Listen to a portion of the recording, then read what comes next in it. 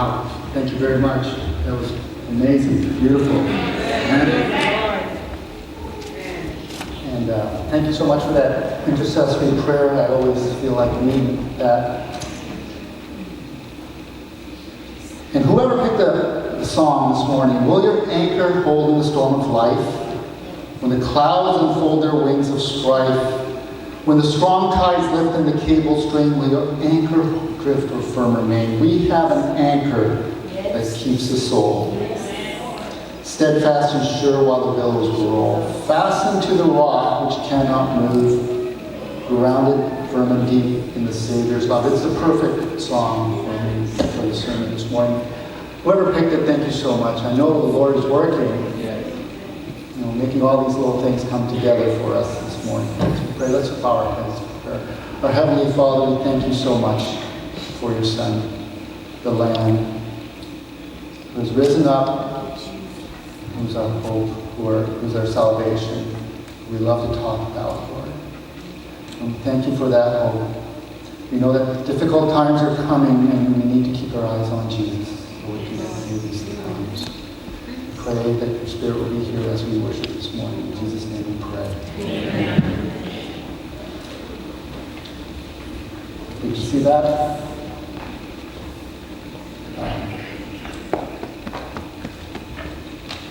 Early in the morning of December 26, 2004, there was a powerful earthquake deep in the bottom of the Indian Ocean.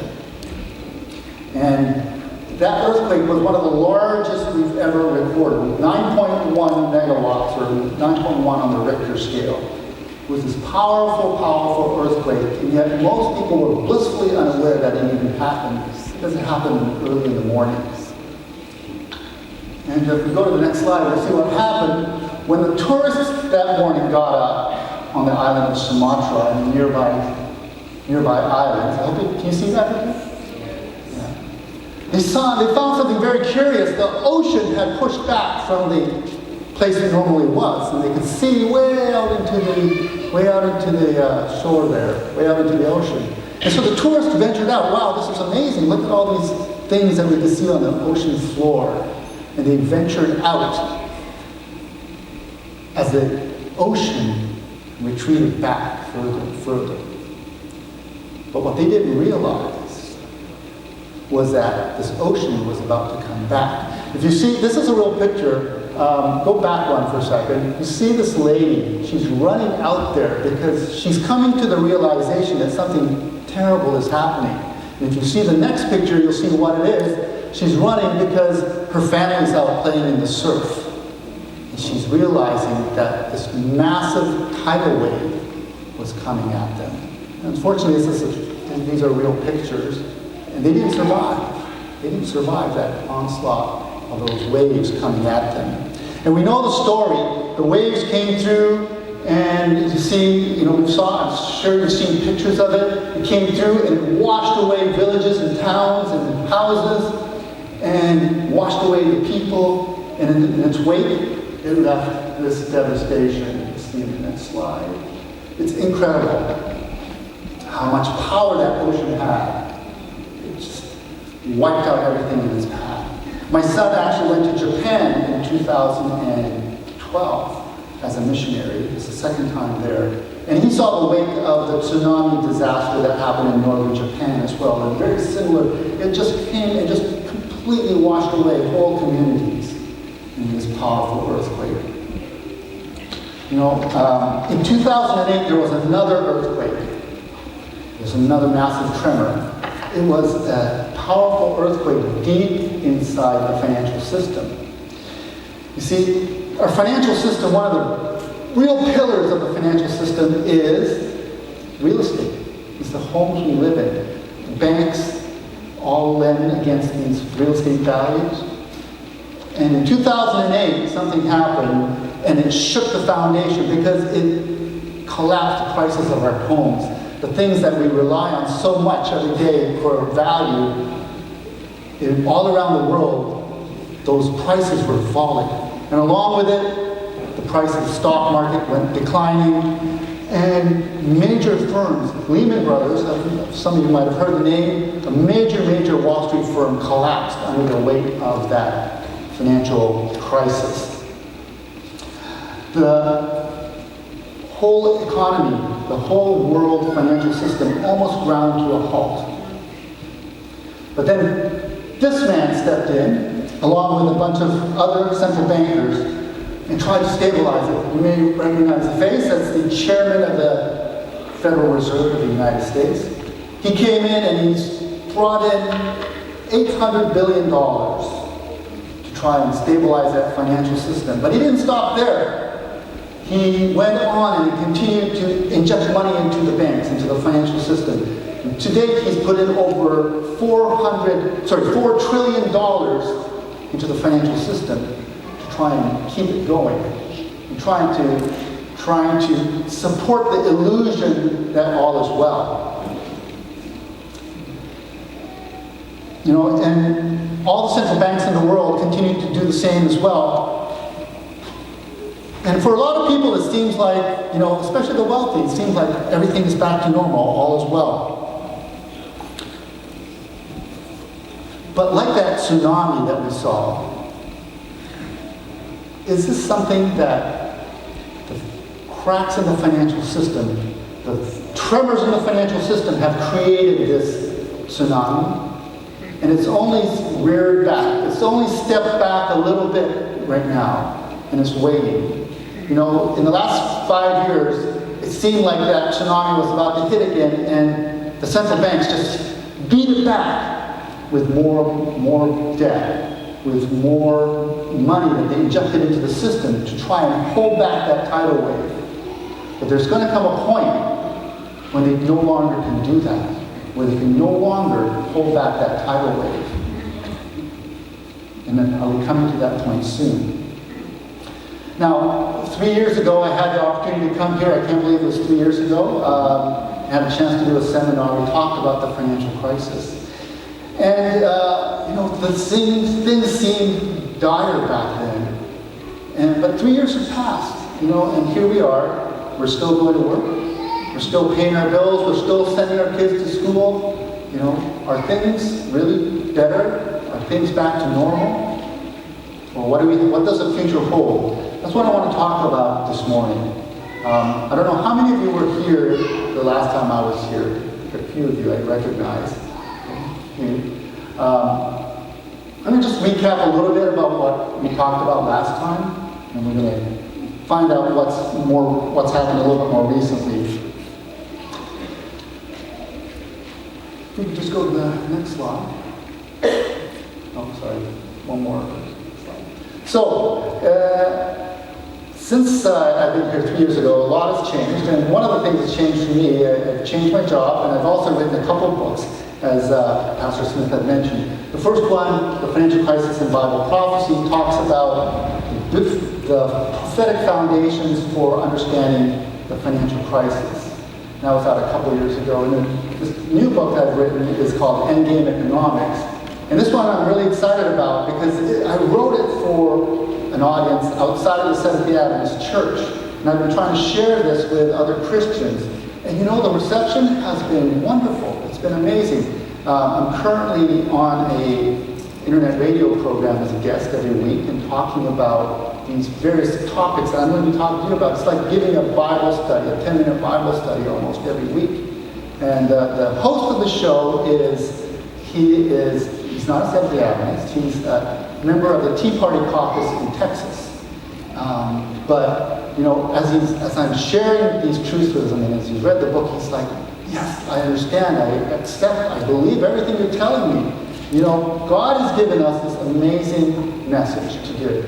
It's 3 angels' messages. And as we give it in its proper order, in its proper way, people are ready to hear it and ready to accept it and listen to it. You know, and it's a powerful message that God has given to us for this day.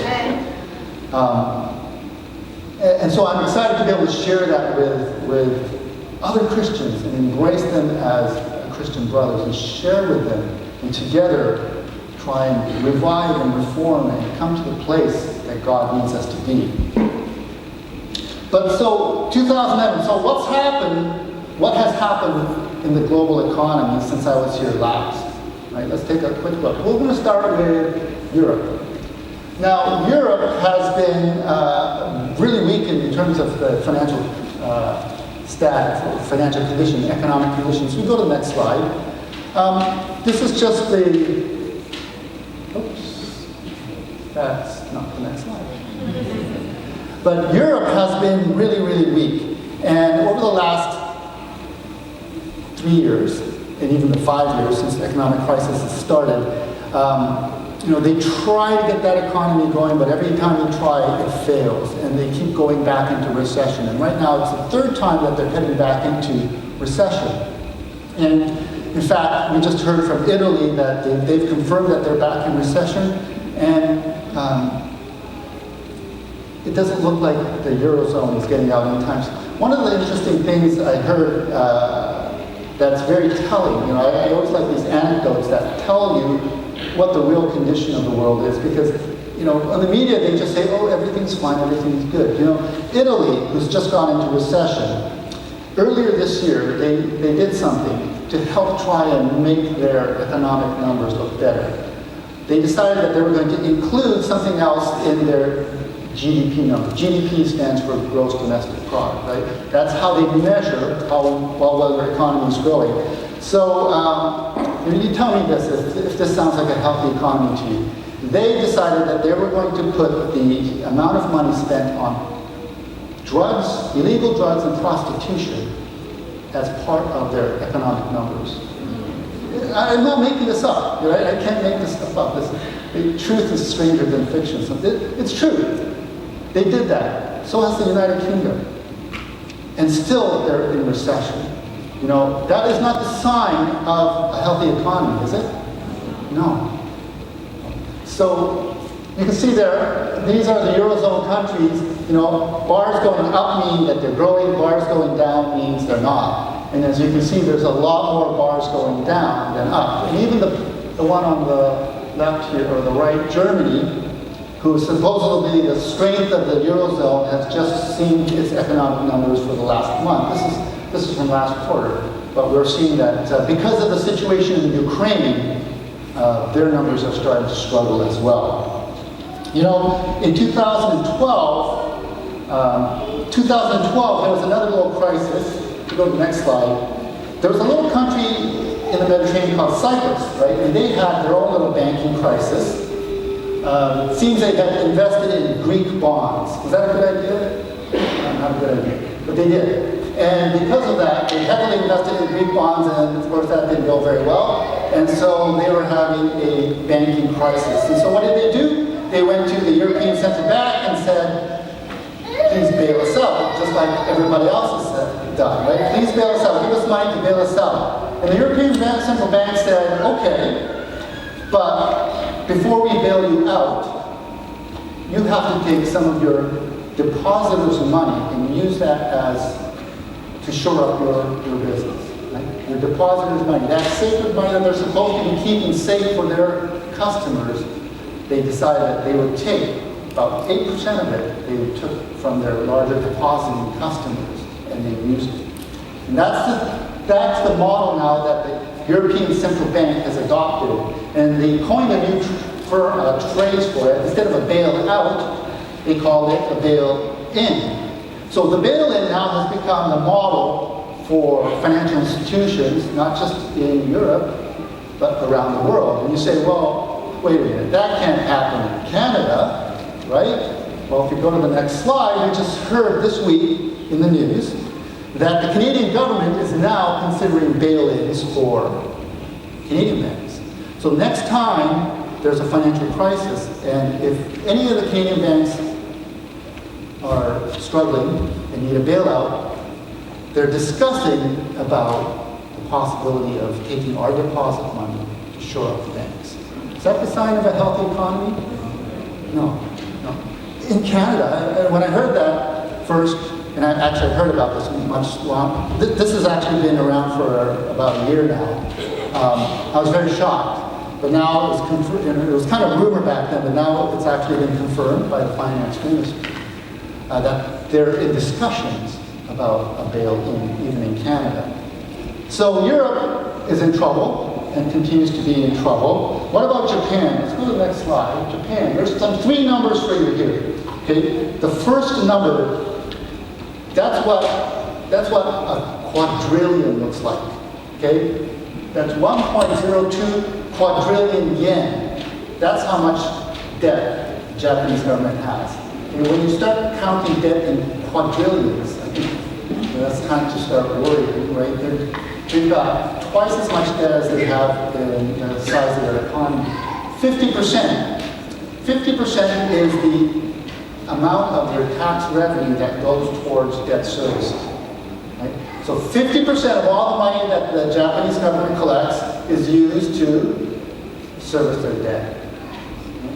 And that's with the interest rates at 1%. So if the interest rates would go up to 2%, how much of their tax revenue would they need to pay for their debt? All of it? Right? That's not hard math, is it? 100%. They're spending half of it now. Interest rates go up by 1%, just 1%. And yet, they keep adding on to the debt, trying to create inflation, trying to help that economy grow, which will create higher interest rates. And so they're caught in this trap. They're caught in this trap that they can't seem to get out of. Negative 6.8, that number just came out this week. And that's what's happened to the Japanese economy in the last quarter. So it's declined by almost 7% because of the policies that the government is taking. So Japan's not healthy, another economic engine not working very well. How about China? China is supposed to be the miracle economic growth story of this decade, right? How about China? Well, let's look at China. You know, they have to build, in China, their plan is to build 300 cities the size of Toronto over the next 15 years. Because they're trying to move about 300 million people from the rural communities, from the country, into these cities so that they can have this economic growth, right? So how much money does it take to create 300 cities the size of Toronto, or 100 cities the size of Toronto? Well, so far it's cost them, and this is what we found out. We thought, this economic marvel was great, but they've actually gone into debt more than anybody else.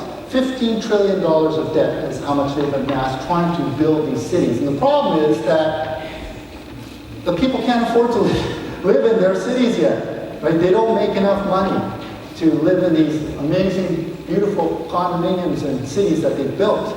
And so they've gotten themselves a little bit ahead of the game trying to build all these cities by amassing huge amounts of debt. And again, an interesting anecdote, you know how all of our jobs, not all of them, but a lot of our jobs have gone over to China and gone overseas?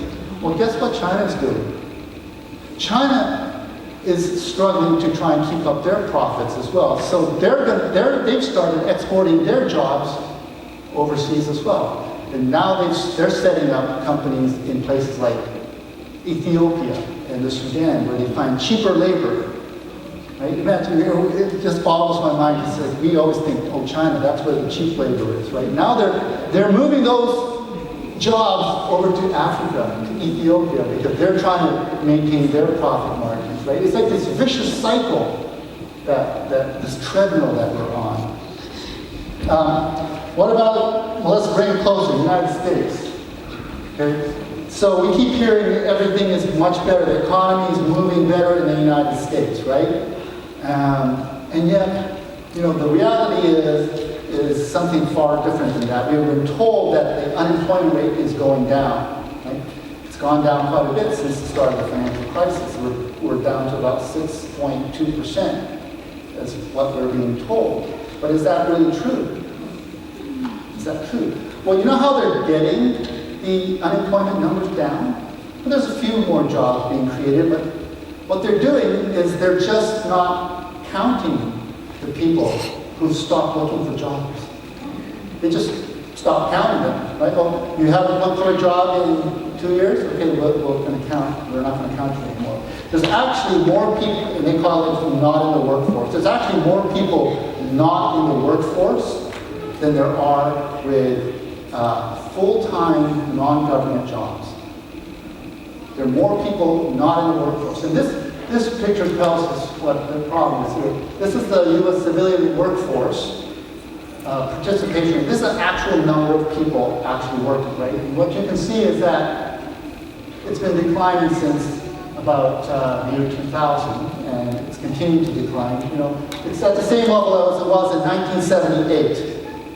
And if you think about that era, for those of you who are old enough like me, 1978, you know, how many families still only had one person working, usually the husband working, right? More of the older traditional families, fewer women were working, going into the workforce. That's the era that we're back to. Right? That's how many people are actually still working in the United States. Next slide, we'll see that the number of people receiving assistance for food has gone up. You know, we're actually at 49 million. The United States is at 49 million people in need of supplemental food assistance so they don't go hungry. Again, not a sign of a healthy economy that we're being told about. And the other thing that's going on right now is this divide between the haves and the have-nots, right? There's more and more of a delineation between those who are wealthy and have and those who don't. And it's turning into something quite nasty, as we saw this past week in the United States, in the shooting in Fergus. You know, and it's not just the difference in the wealth, right? There seems to be something more sinister. I mean, when we look at the police. Now, if we go to the next slide, you know, that's what the police looks like now, right? They look more like an invading army, doesn't it? And it's like the government is gearing up for war with its own people. Because that's the way all these police forces look around, all around North America, even here. You know, there was a story in Durham. They bought one of these tank things or whatever, these armored personnel carrier for Durham region. Why would you need one of those in Durham region, right? I don't know. But that's, you know, there's something, and the government spying on its own people in name of national security. You know, there's something going on underneath that is not the sign of a healthy world economy. Now, if you go to the next slide, there's a professor, Professor Lawrence Godlikoff, and he used to be on the President's Economic Council. And he did a study. You know, we know about the 17 trillion or so in government debt that we have, but he looked at it and said, well, how much liabilities does the government really have? Because we know about the debt, but there's more beyond that, because they've written a lot of IOUs, right? They've made commitments on paying for Medicare and Social Security costs and all these other commitments that they've made. So he's looked at it and said, well, how much money has the government really committed to all these IOUs versus how much tax revenues can they really collect in the future? And he looked at it for today's value. And he found that's the number. $200 trillion is the gap between what they've promised in the United States versus what they can collect. And what his conclusion was is that the country is broke, he said. The country is broke, not in 10 years, not in 5 years, the country is broke today. And we've destroyed the future for our children and our grandchildren because we've saddled them with all this debt. You know, when we talk about this debt, and this, you know, some people call it money printing. They print money out of thin air, it seems, right? Well, in fact, it's not being printed out of thin air. No, these are IOUs that is expected to be paid by the next generation. Right? And you know, there's a word that we use when we borrow something with no intent on ever giving it back, paying back. You know what that word is? There's a word for that, isn't there? Right? When you borrow something with no intention of ever paying it back.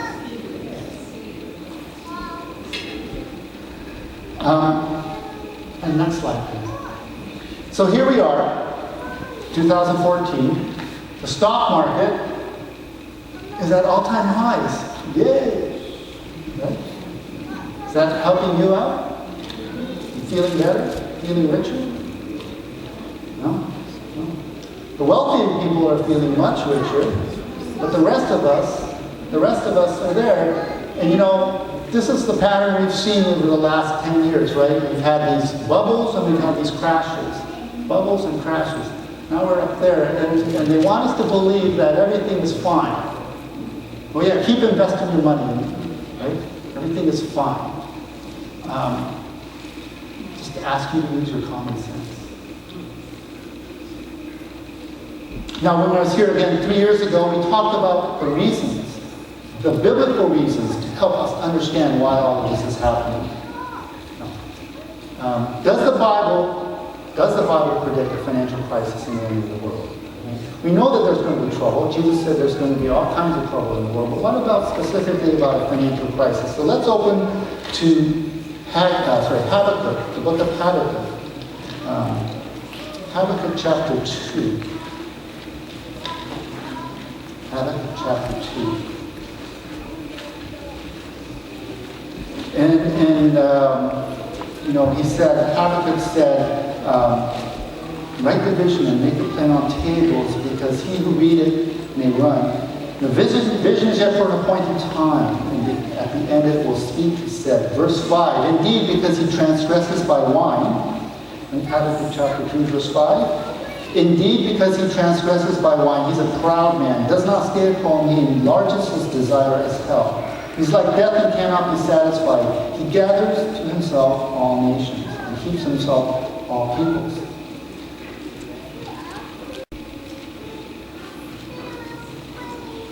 Well, if we look at the time frame for this, we can see, you know, because they write the vision on tables, make it plain upon tables. You know, that was a reference to the work of the Millerites at the beginning of our church. And that's followed by this warning against debt. Now, who's the economic power that came into play post 1844? It would be the United States, wouldn't it? So he says, will not these take up a proverb against him and a taunting riddle against him and say, woe to him who increases that which is not his. How long? And to him who loads himself with many pledges. Now I think in the King James it says with heavy clay. That was just another word for debt. Right? Woe to him who loads himself with many pledges. Will not your creditors rise up suddenly? Will he not awaken who oppress you, and you will become their booty? Habakkuk was calling for a financial crisis, a debt crisis in the end of time, and singling out us in the Western world. And then we talked about, last time I was here, we talked about the reason why would God cause an economic crisis, right? I mean, we just have to jump over to the book of Haggai, a few books over, and understand what God was trying to tell us. You know, there was a group of people, the Israelites, who were stuck in this place called Babylon, right? And God called this group of people out of Babylon to come back to Jerusalem and rebuild the temple. And he said, I want you to go rebuild the temple. So a few of them went and started to rebuild the temple in Jerusalem. But the work was hard. There was these people called the Samaritans there, and were causing all kinds of trouble. And finally, the Israelites said, you know, it's too difficult, and they stopped building the temple. And you can read about God's response in the book of Haggai, verse 2. He says, thus speaks the Lord of hosts, saying, this people say, the time is not come, the time that the Lord's house should be rebuilt. Then came the word of the Lord by Haggai the prophet, saying, is it time for you to dwell in your paneled houses, and this temple lying in ruins? You see, they stopped building the temple, and what did? They went back to their own houses, their old farms that they've lost and abandoned many years ago, and they started to rebuild their lives. They had started to rebuild their own careers, if you will, and their own livelihoods. And the temple of God was still in ruins. And so this is what God did. He sent an economic crisis. He says, is it time for you to dwell in your palace houses and this temple lie in ruins? Now therefore consider your ways. You sow much, you bring in little. You eat, but you do not have enough. You drink, but you are not filled with drink. You clothe yourself, but no one is warm. And he who earns wages to put into a bag with holes. And I said, well, that sounds exactly like my bank account. You know, I earn wages, but it's gone. It's like a hole in the bottom of my bank account. He says, you look for much. Verse 9, you look for much, but indeed it came to little. And when you brought it home, I blew it away. God brought an economic crisis. Why? Was it to punish his people? No. He wanted to wake up his people. Yes. To help them, to see the purpose for which they had come back. The purpose for which they had left Babylon in order to start again, to rebuild the temple, right? Therefore the heavens above you withhold the dew, and the earth withholds its fruit, for I call drought upon the land and on the mountains, on the grain and the new wine and the oil, and whatever the ground brings forth, and on men and on livestock, and all the labors of your hands. God brought this economic crisis. But the people of Israel, did they listen? Did they listen? Yeah, they did. They listened. And they finished building the temple. And it was so important. Why was it important for them to finish building the temple? Because the God of the universe, Jesus Christ, was going to come. He was going to be in that temple. He was going to dwell in that temple and teach and heal and tell people what God was really like. That's why God wanted that temple rebuilt. And so they finished rebuilding that temple, and all the prophecies about the Messiah was able to come true. So we roll forward to today. Did God call another group of people out of Babylon? Has he called us out of Babylon? And is he calling us to rebuild the temple? And what temple? What is a temple? This building? No. We are the temple, right? He's asking, next slide, we're the temple of the Holy Ghost. And he wants us to rebuild the temple. Because, why? Because then Jesus could come be inside of us, right? Jesus can be inside of us. So the next slide, it's the mystery of God that can be finished. Mystery of God can be finished. That's Christ in me, the hope of glory.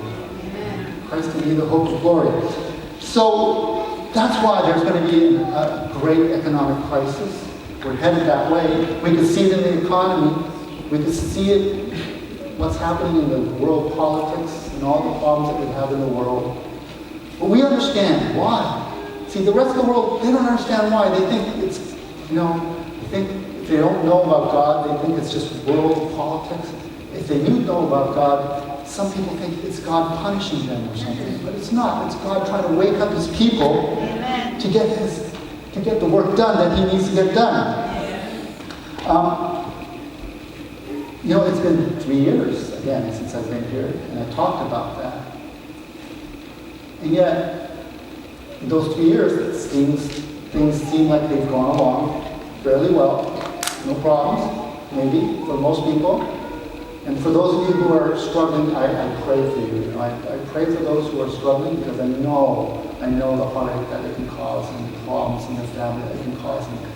And anytime you have a chance to give up a prayer for those who are struggling financially, bless them with your prayers. But so far, it seems like things are going along smoothly, And what have we done?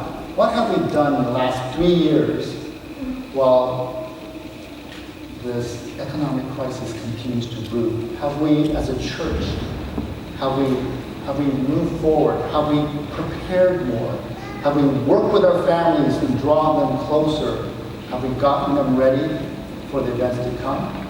Or have we been just kind of going along with the status quo, waiting for that next sign? Seventh-day Adventists, we love signs. We're a prophetic people.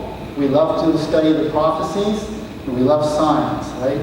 Get excited about signs. If you go to the next slide, there we go. Signs, right? signs and times. We love signs and times and prophecies, right? A little while ago, I don't know if most of you saw that, Bishop Palmer is getting together with the Pope. He's talking about an ecumenical movement. And we said, oh, the Sunday law is going to be here soon. We're always looking for signs. But then Bishop Palmer dies in a car accident. And then what? You know, we're always looking for signs to try and tell us, right? As if we're still kind of on the sidelines, sitting on the fence, waiting for another sign to really get serious. To really get serious about our faith. Right?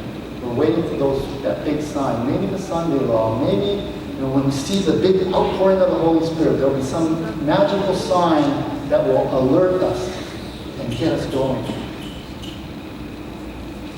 You know, there's another group of people that are always asking for signs.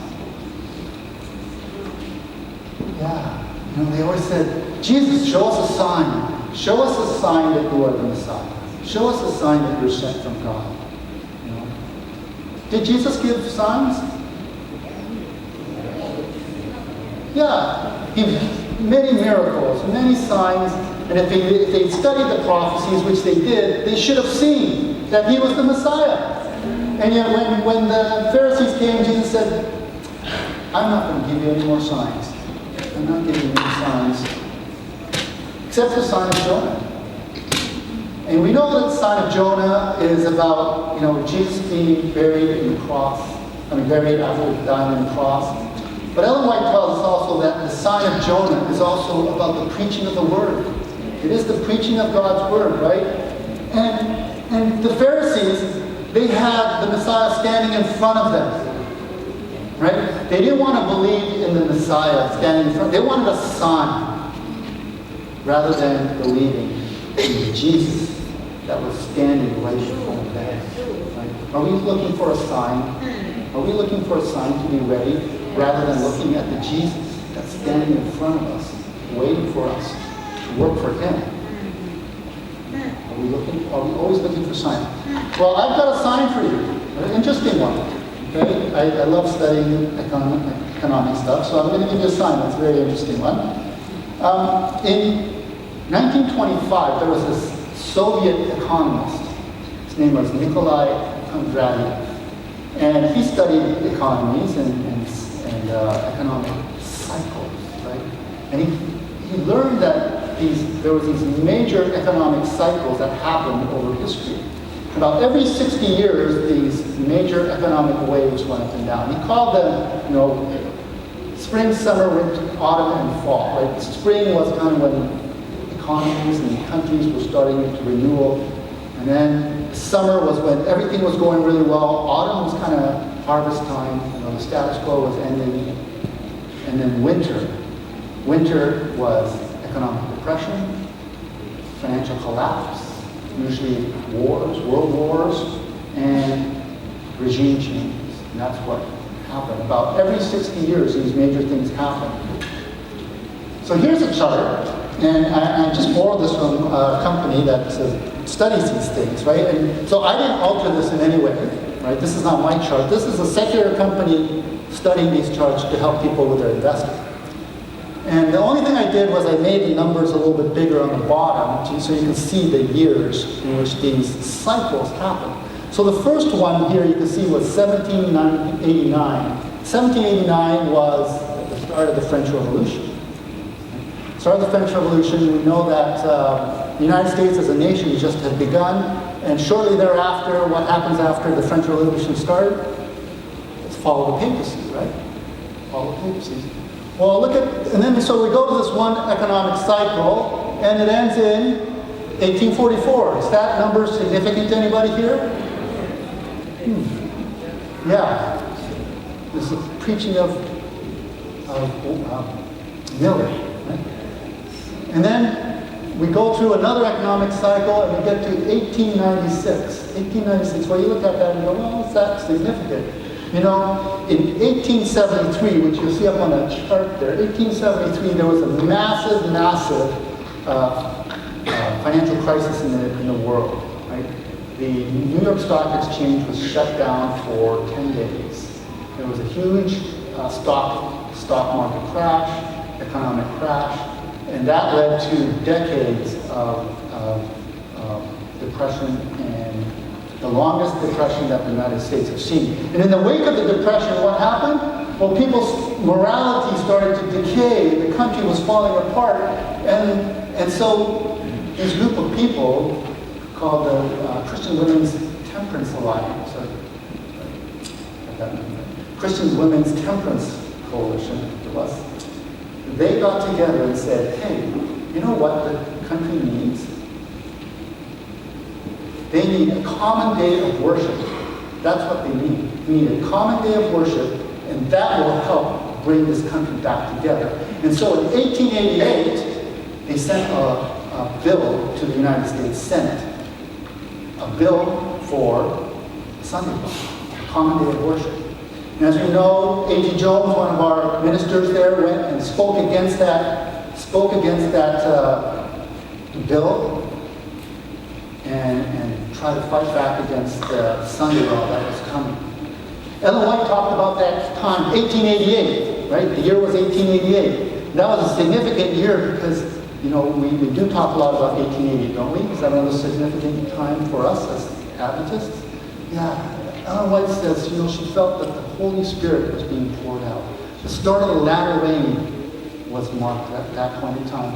God was trying to make his final move, his end game, towards his return. But did it happen? No.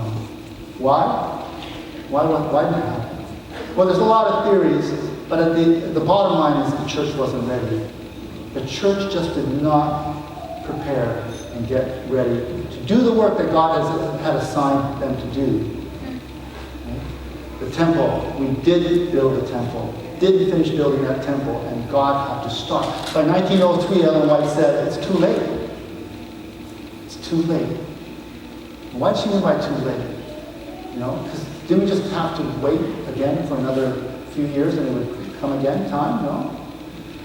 Because what happens afterwards is another major economic cycle, and in that economic cycle we had the First World War, we had the Second World War, we had the Bolshevik Revolution, the Soviet Revolution, we had the Chinese Communist Revolution. How many people died?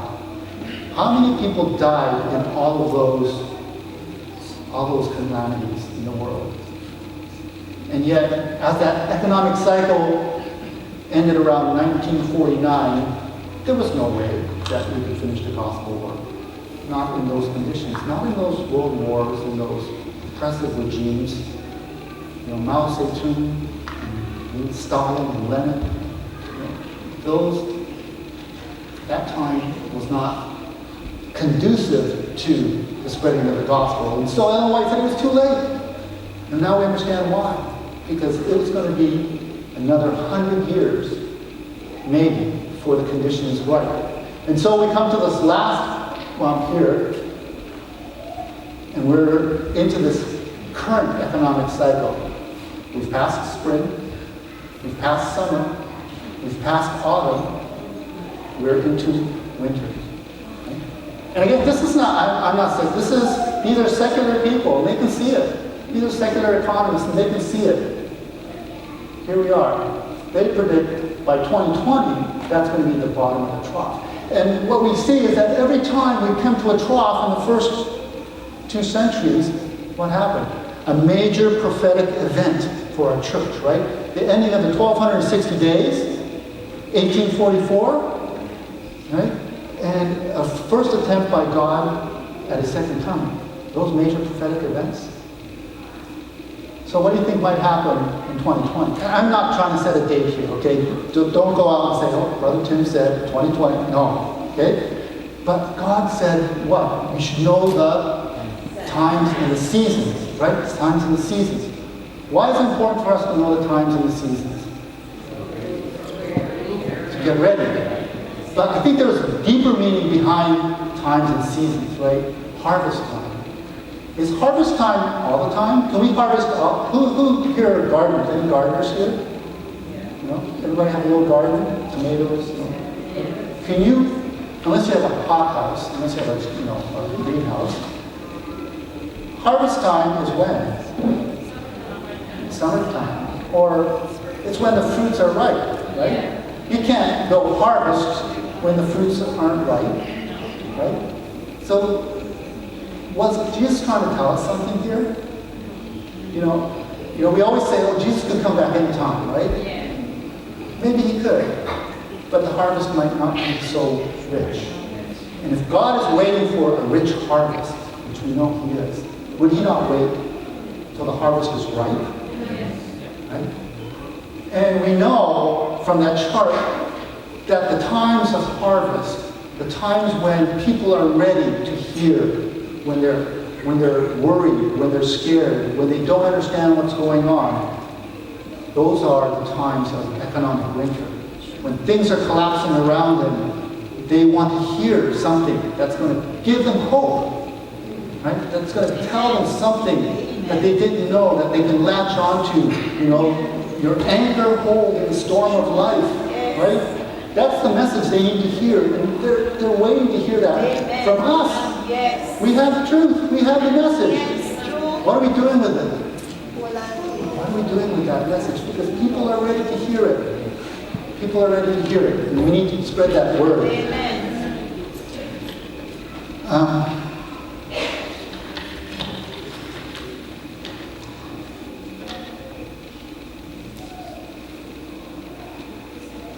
Let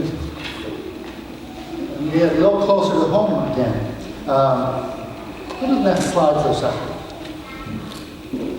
This might seem totally random here, but are the youth the future of this church? Yes. How many people say that the young people are the youth of the future of this church? Yes. Yes? Yeah? Yeah? Okay, I get a good swallow of water here before I go.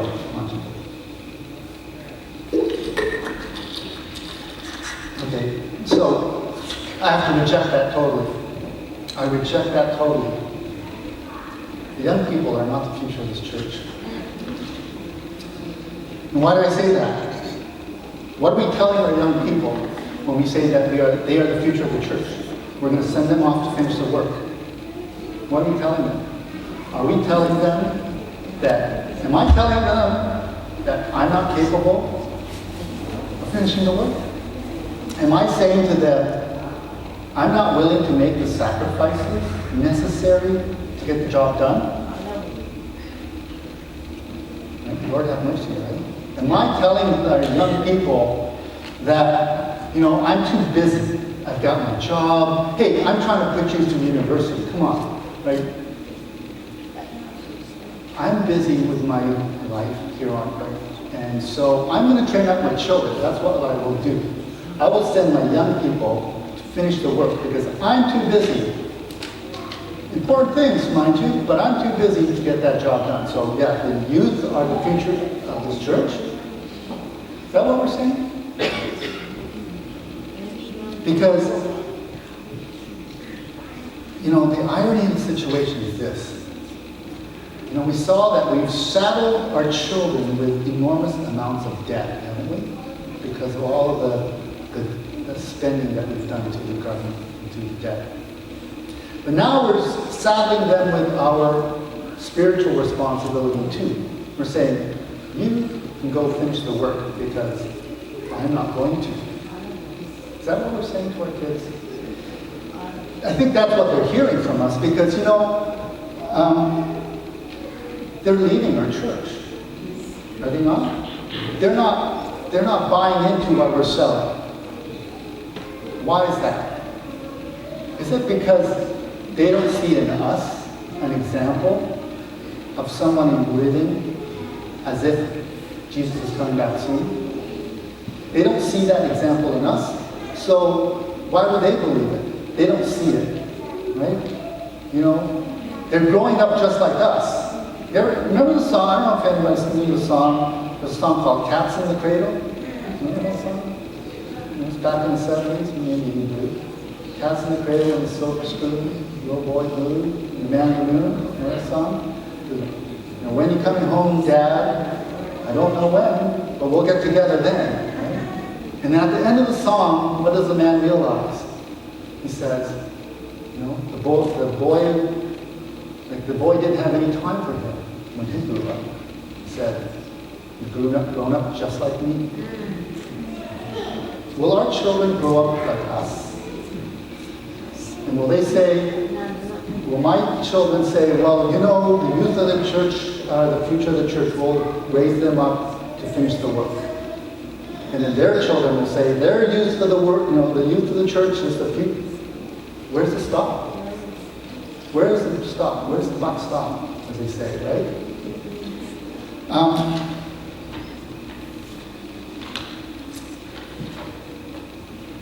I say that we should not be sending our boys to do a man's job. We should not be sending our girls to do a women's job. They don't have the experience. They don't have the resources. They don't have the knowledge that we do. Does that mean we don't train them up? Of course not. Does that mean that we don't raise them up right to work alongside of us? Of course not. We love our children more than anything in the world. But to say that they're going to finish the work is as if we're telling God, no, I'm not, it's not time. The time has not come. Is that what you were saying? The time has not come that this temple should be rebuilt.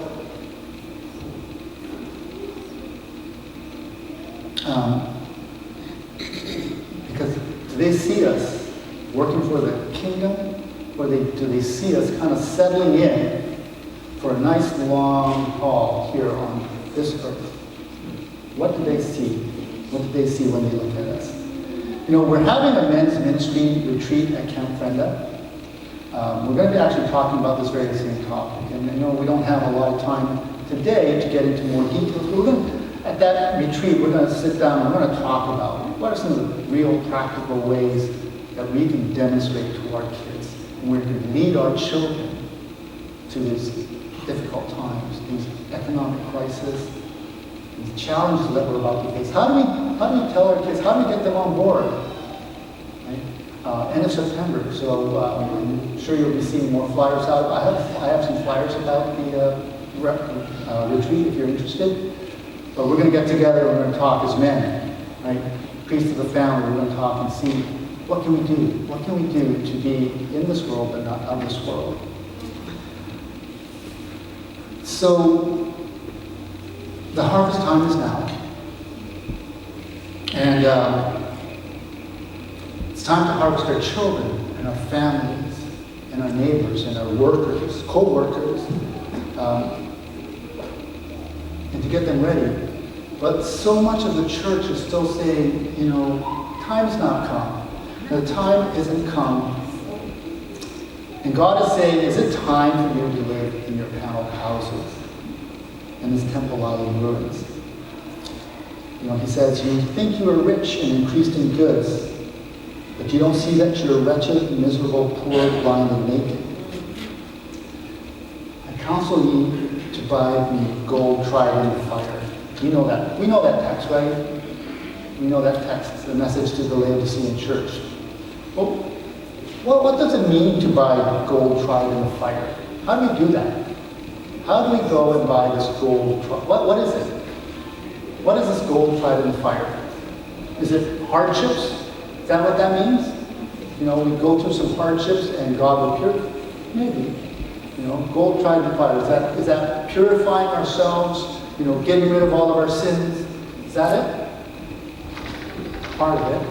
But there's an important part of this that we need to understand. This is what Ellen White wrote here. She says, it's the laboring for the souls. We are nearing the end of this earth's history, and the different lines of work, God's work, are to be carried forth with much more sacrifice than is at present manifest. The presentation of present truth means missionary effort. The work to be done calls for sacrifice at every step. From this unselfish service, the workers will come forth purified and refined as gold tried in the fire. It's the laboring for the souls of others. Right? It's this working, this sharing of present truth. Sharing of present truth, that's how we get this gold tried in the fire. Right? We can keep it all to ourselves. We can try and purify ourselves all we want and follow the commandment. But if we miss that one ingredient, of sharing, of going to the world and preaching the gospel of Jesus, telling them about present truth. If we miss that, then we're missing the biggest part of this gold tried in the fire. And we're going to miss out on it. And so here we have, Jesus is knocking on our door, right? Laodicea is knocking on our door. And he's asking us. He's calling for laborers because the harvest is ready. The harvest is ready, but the laborers are few, right? So pray to the Lord of the harvest that he will send forth his workers. And so there's Jesus is knocking on the door. And are we ready? Are we listening? So what happens if Jesus knocks on the door and we don't answer? What happens? Is he just going to will he just walk away? Will he walk away and say, I tried, sorry? Is that what he's going to do? Or is he going to knock a little louder? And if we don't listen, is he going to knock a little louder? Is this the same Jesus who caused 7 years of famine to bring together Joseph and his brothers? Yeah. Is this the same God that caused 40 years of wandering in the wilderness so he can prepare his people, the Israelites? That caused 3 years of famine when Elisha confronted Ahab and said there will be neither rain nor dew? Is that the same one? Right? Is that the same Jesus that during Elisha's time caused 7 years of famine? And this is the same God that caused the economic crisis to the people who just came out of Babylon to finish building the temple? Yeah, it's the same God. And I think that he's not going to just stand there knocking gently. He's going to be pounding on that door because the harvest is ready, but he doesn't have enough workers. And the workers are sitting inside the house, and he needs those workers. Amen. Right? And he's going to get those workers to come out. He's going to be pounding on that door to get these workers to come out. You know, we'd be blessed if we opened the door and he knocks the first time. Yes. Amen. Or the second time, even the third time. Let's not wait till he has to beat down that door with a financial crisis in our families in order to get our attention. You know, he will eventually walk away if after all of that we don't listen. But now he's still knocking on that door. And he's trying to get our attention. You know, God is merciful. Amen. He's gracious. He's slow to anger. But his purposes will not be denied. Right? His purposes will not be denied. He wants to pour out his Holy Spirit upon the world. And we have that beautiful promise in Joel, don't we? Right? He says that in those days I will pour out my Spirit on all flesh, and your sons and your daughters will prophesy, and your old men will dream dreams, and your servants and upon your handmaidens will I pour out my Spirit. But he can't pour out his Spirit because our temple is not ready. Our temple is not ready, so he can't pour out his Spirit, and he's waiting. He's waiting. And if we read the book of Joel, what comes before? You know, we like that. We like the part about him pouring out his Spirit, right? The latter rain. What comes before in the book of Joel? What's in Joel 1? Is it a famine? Is it the army of locusts that come and devour everything? Again, let's pray. Let's pray that God doesn't have to resort to that in our lives. You know, because the economic crisis is coming. It's coming, right? We see it. We can see it in the numbers. Even the secular economists can see it. It's coming. Whether you like it or not, it's coming. The question is, are you going to be ready? The question is, what about your families? How long will it take you to prepare your family? And even if you accept this truth today, how long will it take you to get your children, your son, your daughter, your teenage kids? How long will it take them before they understand it, before they see the change in your life? Before they see the change in your life and go, you know what? My dad, he really believes. He really believes that Jesus is coming. I can see it. I can see it in day-to-day things, right? We still have to go to work. We still have to do our jobs. We still have to save our money and do all the things, pay the bills. We still have to do that. But when we change our focus, our kids will see it in our lives. You know what? Jesus, he believes that Jesus is coming soon. Amen. Maybe I need to pay attention. And when we see that, when he sees that, or when our children will see that in our lives, it will affect them. I'm just going to skip to that last verse that we read, the scripture reading. Malachi chapter 4. Malachi chapter 4, verse 5 and 6. Behold, he says, I will send you Elijah the prophet before the coming of the great and dreadful day of the Lord. We're told that there were four Elijahs that are represented in the Bible. We had the first Elijah, who during the time of King Ahab, right? What did Elijah bring when we first see him in the book of Kings? First Kings. What did Elijah bring? Famine. 3.5 years of famine because of apostasy. And you think about it, Israel, God's people, were living in an oppressive regime under Ahab. They were being oppressed. And they were in an economic crisis, famine, and God sent Elijah the prophet. What about the next Elijah the prophet? Who was Elijah, the next Elijah? John the Baptist, right? Jesus said, that John the Baptist is, in all intents and purposes, Elijah. Think about the condition of the world. What was the condition of the world back then? God's people were being oppressed by the Romans. They were in financial straits. There was a huge gap between the haves and the have-nots. Right? The common people were in misery. And there God sent Elijah the prophet in the form of John the Baptist. What's the next Elijah? Right? You see in Revelation, during the Middle Ages, right? You see Jezebel coming again. And you see Elijah the prophet in the form of the reformers who battle against these oppressive regimes. And we will see Elijah again, it promises us. Again, I will send you Elijah the prophet before the coming of the great and dreadful day of the Lord. Elijah always brings an economic crisis. And always comes when there's an oppressive regime ruling over the people of God. But he says he's going to turn the hearts of the fathers to their children and the hearts of the children to their fathers. And, if there's one thing that you take away from today, right? It's nice to hear great sermons, but if you don't do anything after you hear it, what good has it done? I want you to go away.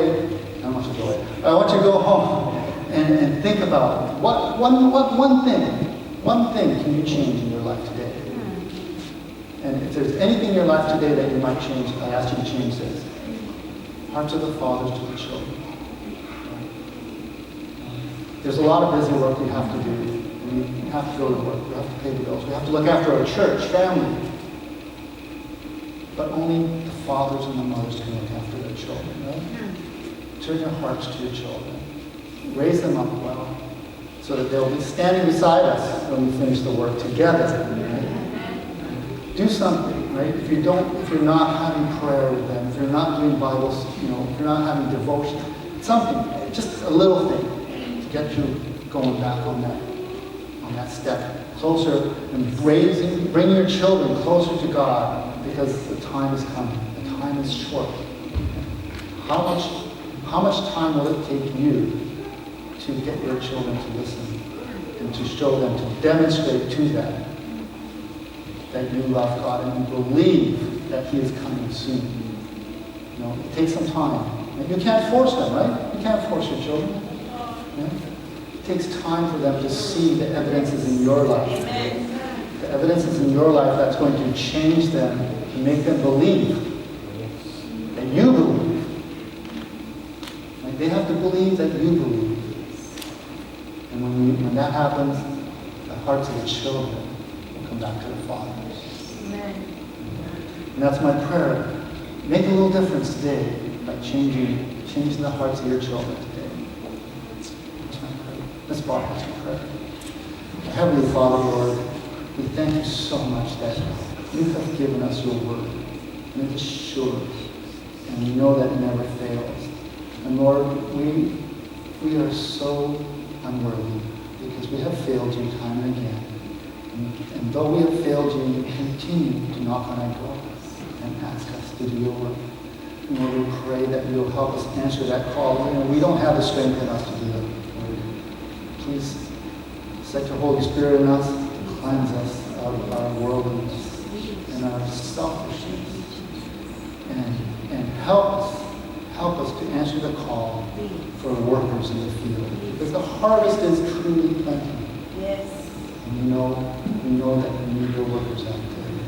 And we pray for our children that they will be by our sides as we go forward to finish this work, so that we can be together in the kingdom that we go today.